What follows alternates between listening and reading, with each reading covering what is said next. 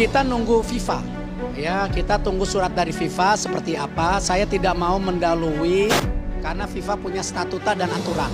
Ya, yang pasti kita akan lapor ke FIFA seperti apa, nanti kita tunggu laporan dari sana gitu. Di tengah harapan dan penantian pecinta timnas di tanah air untuk lolos Piala Dunia 2026, justru kini sepak bola Indonesia kembali diguncang kegaduhan. Setelah sebelumnya publik dikejutkan dengan keputusan pergantian pelatih Sintayong ke Patrick Kluivert, langkah yang sempat menimbulkan kekecewaan di kalangan pecinta timnas. Kini sorotan beralih ke kursi pimpinan tertinggi sepak bola nasional. Hari ini Erick Thohir resmi dilantik menjadi Menteri Pemuda dan Olahraga Republik Indonesia. Langkah ini menimbulkan gelombang pro dan kontra di tengah masyarakat. Bagi pendukung yang pro terhadap Erick, keputusan ini justru disayangkan.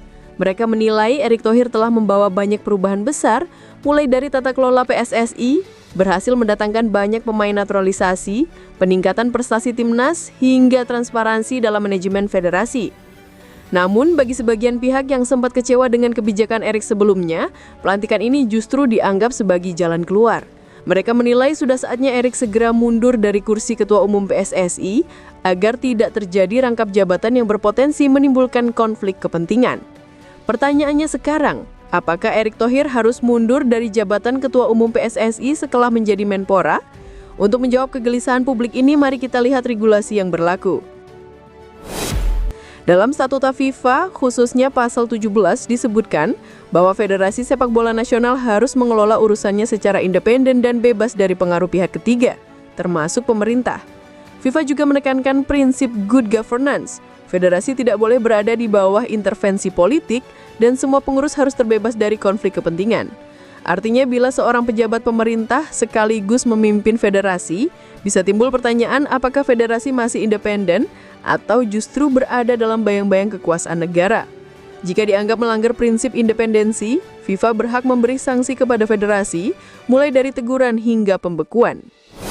Sementara itu dalam statuta PSSI terbaru 2025, tidak ada pasal yang secara eksplisit melarang pejabat pemerintah, termasuk menteri, untuk menjabat sebagai Ketua Umum PSSI.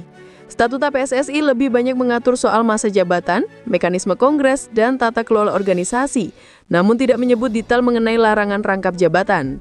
Dengan kata lain, secara internal, Erick Thohir tidak wajib langsung mundur hanya karena menjadi Menpora. Namun karena PSSI adalah anggota FIFA, maka keputusan akhir akan sangat bergantung pada interpretasi FIFA.